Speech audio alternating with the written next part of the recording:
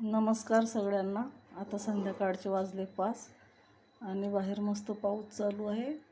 आणि आता मी मस्त चहा बनवते आल्याचा, अद्रकवाली चाय. कोणाकोणाला प्यायची आहे या बरं तुम्ही पण प्यायला.